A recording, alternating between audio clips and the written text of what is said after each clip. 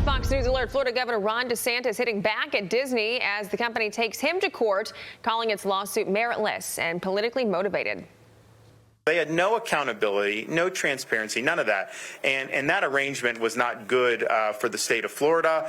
We did not think that that should continue. So we now have brought accountability. And so the idea that somehow being pro-business means giving companies their own governments, that is not what a free market is all about, last I checked. In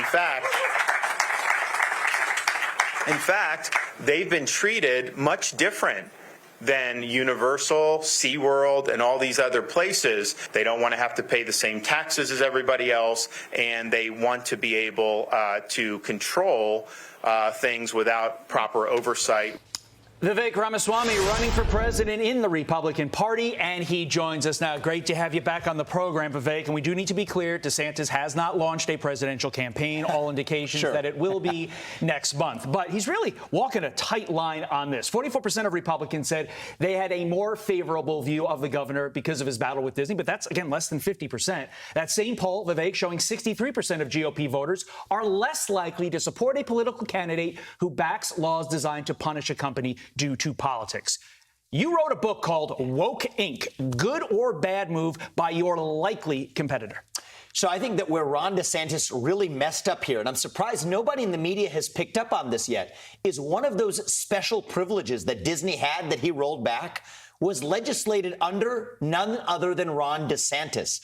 Actually, he passed a political anti-discrimination statute saying that owners of websites and internet companies, this includes Disney, could not discriminate based on the basis of viewpoints, except they carved out Disney. They said if you own a theme park greater than 25 acres in the state of Florida, that was carved out.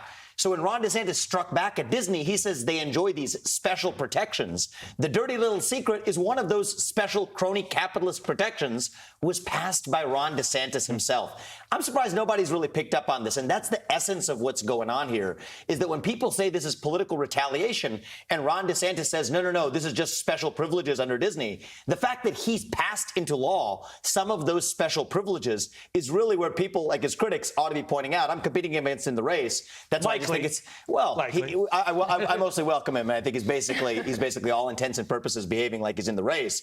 I just think it's worth seeing the situation clearly. Interesting. One of those crony privileges was enacted by Ron DeSantis. That was his big mistake. That is an interesting take on it, but he also said that, he's bringing accountability back to the companies, which, we've said time and time again, Republicans don't like, all these laws and strict measures on companies, but we do like accountability. We do have to get to this, though. When it comes to you're running on this America First 2.0 platform. Yes. So I want to run some sound of a panel of voters we had on last hour. They were talking about their fears, basically, of Biden if he does get reelected. Listen to this. Thank you. I have a politicized CDC that doesn't care about children's health or children's rights. I'm definitely worried. What I think is going to happen is more illegal immigrants crossing the border and the breakdown of the rule of law. Joe Biden and Kamala Harris saying they want 4 more years to continue destroying the country is just a no for all of us. So, taking into consideration what they said, yep. that panel, what's your first day in office look like with their concerns? I think, first of all, we use the military to secure our border. If we can use the military to secure somebody else's border, we can use it to secure our own one. That's how you solve the border crisis and the fentanyl crisis. I'm looking at shutting down government agencies that get in the way. The U.S. Department of Education, to the IRS, to the Nuclear Regulatory Commission. We've talked about shutting down agencies and rebuilding them from scratch.